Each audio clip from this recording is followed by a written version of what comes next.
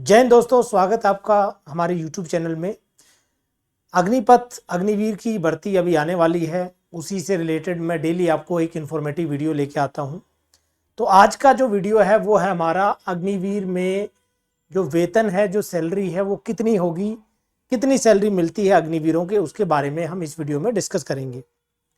तो अब मैं आपको पहले दिखा देता हूँ कि जो अग्निवीर स्कीम जो आई है गवर्नमेंट की, उसमें कितनी सैलरी निर्धारित की गई है एक अग्निवीर के जो कैंडिडेट होता है, अग्निवीर में जो भर्ती होता है उसके लिए।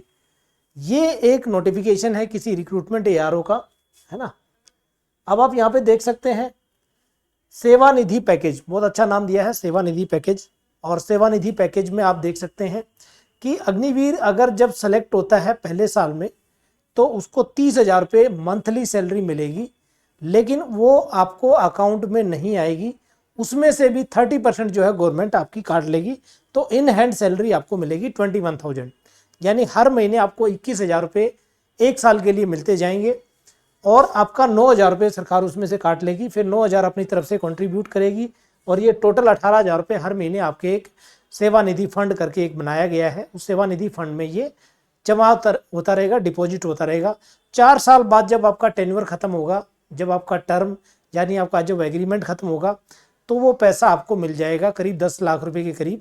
फिर आप बाहर आके उससे उस पैसे का कोई यूटिलाइजेशन कर सकते हैं। इस प्रकार से ये स्कीम को डिजाइन किया गया है। तो आप देख सकते हैं कि पहले साल में आपको केवल 21,000 रुपये पर मंथ मिलेगा। जब आप अगले साल जब आपकी स्टार्ट होगी, नेक्स्ट ईयर जब आपका स्टार्ट होगा, तब आपको 23,100 यानी यहाँ पे 33,000 कर देंगे, उसमें से फिर आपका 30% काट दिया जाएगा। थर्ड ईयर में 36,500, जिसमें 25,000।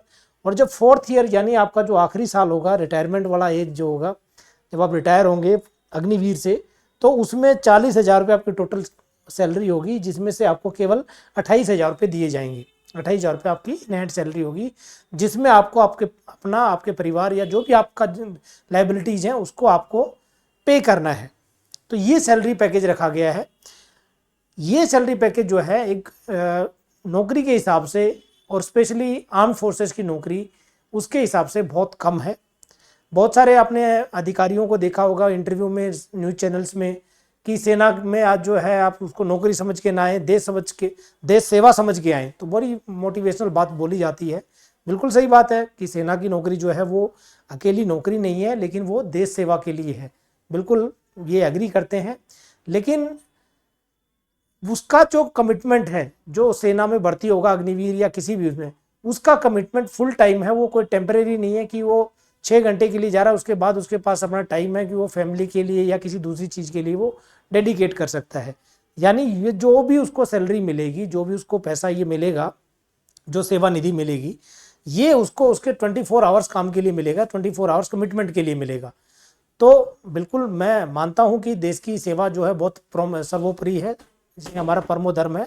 उस पर आपको बिल्कुल भी सोचना नहीं है, कोई सोचता भी नहीं है। लेकिन ऐसा नहीं है कि आप उसकी सैलरी कम कर देंगे या सैलरी बढ़ा देंगे तो उसका जो सेवा भाव है उस पर कोई असर पड़ने वाला है।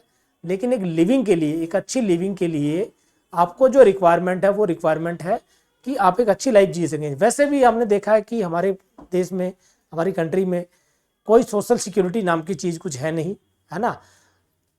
कोई सोशल सिक्योरिटी या कोई इस टाइप का सिस्टम है नहीं कि जिसमें आप अश्योर हो सके अपने लिए, अपने परिवार के लिए, कि मेरे लिए बाद या मैं अगर किसी समस्या में होऊंगा तो मेरे लिए सरकार ये एक मेरे लिए सहायता है या ये सहायता कुछ कर सकती है। तो ऐसा कोई सिस्टम हमारे देश में ऑलरेडी है ही नहीं। तो जो भी है वो आपका, जो आप कमाओगे उसी से आपको करना है। तो ये एक बहुत बड़ी बात है कि वो जनरल साहब या बड़े जो अधिकारी हैं वो बोल तो देते हैं कि ये एक नौकरी नहीं है, देश सेवा है। बिल्कुल सही है, लेकिन जो बड़े बड़े अधिकारियों को सैलरी दी जाती है, उसके बाद में उनको पेंशन भी दी जाती है, क्या वो उस सैलरी या पेंशन को उसका सेक्रीफाइस कर सकते हैं? और वो अधिकारी नहीं, उसके अलावा जो हमारे जो मंत्री लेवल हैं, एमएलएज हैं, एमपीज हैं, जो 5-5 पेंशन भी ले रहे हैं, 6-6 पेंशन भी ले रहे हैं अलग अलग जगह से, वो अपनी सेक्रीफाइस क्यों नहीं करते पेंशन, या अपनी सैलरी क्यों सेक्रीफाइस नहीं करते? जिनके पास उस सैलरी के अलावा भी उनके पास जरिया है इनकम का, उनके पास और भी तरीके हैं जिनसे वो उनका एक अच्छा जीवन वो व्यतीत कर सकते हैं।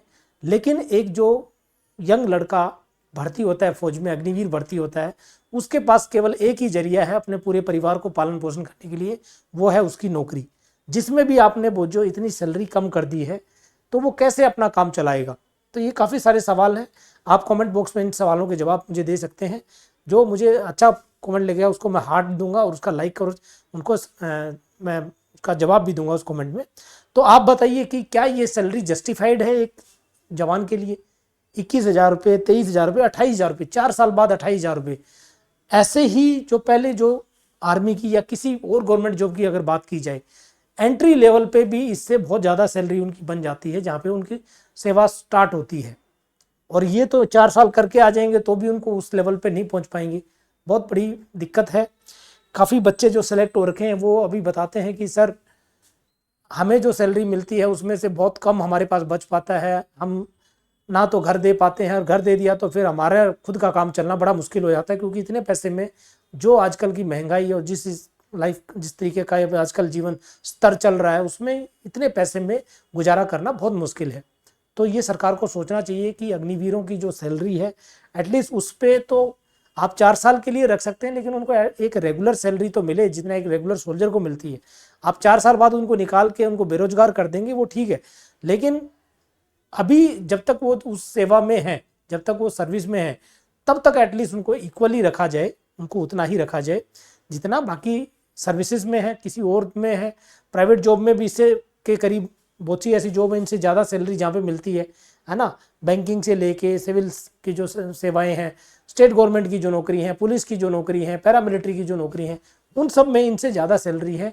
तो उन जवानों को किस लिए इतना डिग्रेड करना, क्यों उनको एक मॉरली उनको ऐसा बनाना कि उनको दिमाग में ये रहे कि हम तो बिल्कुल दुनिया से अलग हैं या हम मेन स्ट्रीम का पार्ट ही नहीं है। तो ये एक बहुत बड़ा मुद्दा है जिसमें सैलरी का लेकर, ये आप सैलरी देख सकते हो, ये अग्निवीरों की सैलरी है, 4 साल के लिए बनाई गई है। अब दूसरा, ये जो नोटिफिकेशन जब आया था आप देखेंगे बड़ा ही फैंसी लाइन इसमें देखेंगे आप, मौका जिंदगी जिंदा दिली से जीने का, है ना, आओ बने भारत के अग्निवीर, थल सेना, नौसेना और वायुसेना। मतलब इतनी फैंसी लाइन, इतनी मोटिवेशनल लाइन लिखी है कि जैसे कि ये सबसे पहली बार ही कुछ स्टार्ट किया गया है ऐसा स्कीम। भारतीय सेना में जो भी नौकरी है वो चाहे एयरफोर्स की हो, नेवी की हो, वो सब जिंदा दिली की नौकरी है। जो पहले भी रिक्रूटमेंट होते थे उसमें भी बहुत जिंदा दिली का काम होता था। अग्निवीर में ऐसा कोई स्पेशल नहीं है कि जिसके लिए आप ऐसी मोटिवेशनल लाइनें डाल के भाई उसमें आपको लगे कि हम बहुत ही उत्कृष्ट स्कीम लेके आए हैं, बहुत ही अच्छी स्कीम लेके आए हैं। तो ये इतना अच्छा नहीं है, क्योंकि सैलरी भी कम है, आपका मोटिवेशन लेवल भी कम रहेगा, है ना, नौकरी का भी आपका पक्का नहीं है, 4 साल बाद आपके फ्यूचर में होने वाला क्या है उससे रिलेटेड भी आपको कुछ पता नहीं है। तो ये सारे कमेंट्स हैं मेरे इस वीडियो के द्वारा। तो मैं रिक्वेस्ट करना चाहता हूँ जो भी हमारे अधिकारी हैं, जो भी हमारे नेता हैं, कि अग्निवीरों का थोड़ा सा इस स्कीम को आप बदलाव करें, इतना ज़्यादा उनको ना हरास करें कि उनको सैलरी भी कम मिले, उनको छुट्टियां भी कम मिले, उनको बाकी फैसिलिटीज भी ना मिले, और 4 साल बाद उनको ये भी कंफर्म ना हो कि उनका फ्यूचर में होने वाला क्या है। क्योंकि ये एक बहुत बड़ी बात होने वाली है, ये हमारे लिए काफ़ी, हमारी जो नेशनल सिक्योरिटी है उसके लिए काफ़ी बड़ा ये एक बात बन सकती है। तो आपका इसके बारे में क्या विचार है, आप मुझे इस वीडियो के माध्यम से या इस जो हमारे कमेंट बॉक्स है उसके माध्यम से ज़रूर अपना साझा करें। मैं उसका जो भी आपका अच्छा कमेंट होगा उसको हार्ट और साथ में जो है उसको मैं आपका जवाब देने की कोशिश करूंगा। तो ये वीडियो है जो अग्निवीर में सैलरी से रिलेटेड। इसमें एक चीज़ और मैं बता देना चाहता हूँ कि कई बच्चों का डाउट है कि ट्रेनिंग पीरियड में सैलरी नहीं मिलती है। तो बेटा ट्रेनिंग पीरियड भी जो है इसमें 4 साल के अंतर्गत ही माना जाता है। तो ट्रेनिंग पीरियड में भी आपको सैलरी मिलती है, 21,000 रुपये आपको ट्रेनिंग में भी दी जाएगी सैलरी जब आप अग्निवीर में भर्ती होते हैं। तो लेकिन ये काफ़ी कम है ना, इसको थोड़ा सा रेगुलराइज करना चाहिए, इसको थोड़ा सा बढ़ाना चाहिए, क्योंकि इतनी सैलरी में एक जवान के लिए जो फैमिली से दूर है 24 आवर्स के लिए वो बहुत कम है, क्योंकि उनके घर में बहुत सारे कमिटमेंट है, उनकी बहनों की शादी करनी है घर में, और पिताजी बीमार हैं, मदर बीमार हैं, उन सबको जो है वो सुविधाएं देनी है। वो सुविधाएं देने के लिए थोड़ा सा फाइनेंशियली भी उसको स्ट्रॉन्ग करना होगा, अग्निवीरों को भी हमें फाइनेंशियली मजबूत करना होगा। तो ये वीडियो है अग्निवीर की सैलरी से रिलेटेड। आई होप आपको ये पसंद आया होगा। हमारे चैनल को लाइक और सब्सक्राइब करना बिल्कुल ना भूलें। मैं ऐसे वीडियो लगातार लाता रहूँगा।